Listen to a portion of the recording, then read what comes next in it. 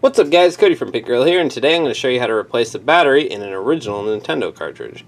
Here I've got Zelda, so the first thing you're going to need is either a flathead screwdriver or a 3.8mm security bit screwdriver. And I say either or because some Nintendo games require the 3.8mm, some require a flathead. This Zelda requires a flathead, so I'm going to just get rid of that. You will also need a 2025 or 2032 tabbed battery. And finally, a soldering iron. Alright, let's get started by flipping over your Nintendo cartridge and removing the 3 or sometimes 5, depending on the Nintendo cartridge, screws.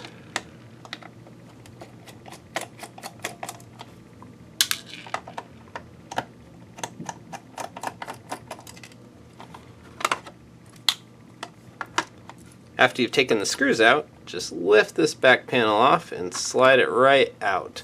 It has these little hooks on it here that keep it locked in.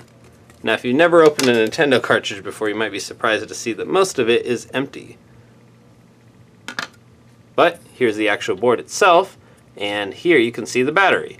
Now they're not indicated on the board, but the right side is positive and the left side is negative. You'll want to remember that. So, start off by inserting your flathead screwdriver in between the battery and the board, and act like you're trying to pry it off. Don't apply too much pressure though, just enough so that if it could come off, it would naturally come off. And then you're going to want to heat up both of these solder points. Just start with one and apply just a little bit of pressure. There it goes. And now your battery's right out of there. Now we're going to do the other side.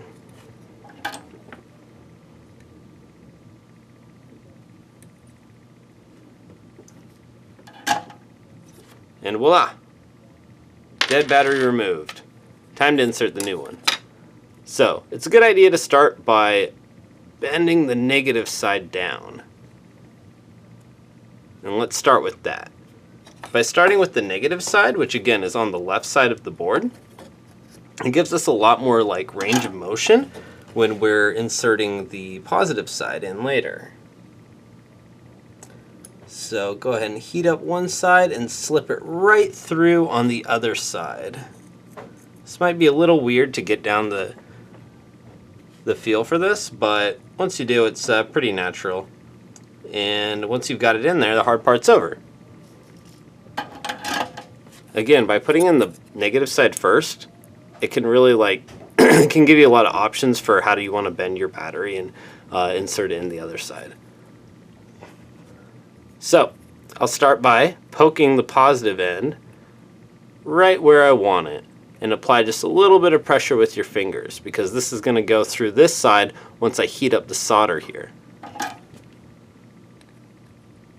There we go, and there it goes. You can use the solder found on the board, or if you have some extra solder, it doesn't hurt to just add a little bit. Just to really make sure it's globbed on there.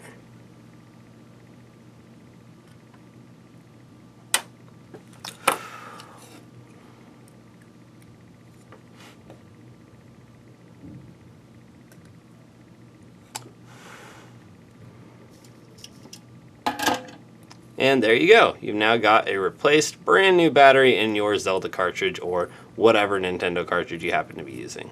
It's always a good idea once you have these open to go ahead and clean the contacts because you can really see what is wrong with them. Just use some alcohol and a Q-tip. You can really get at those problem areas. But otherwise, you are all good to go. Just insert your cartridge right back into the board. It's very easy, you can't mess it up because there's only one way that it will go in based on how the board is cut and how the plastic shell is cut. Slide it back into place and reinsert your screws and you are all good to go.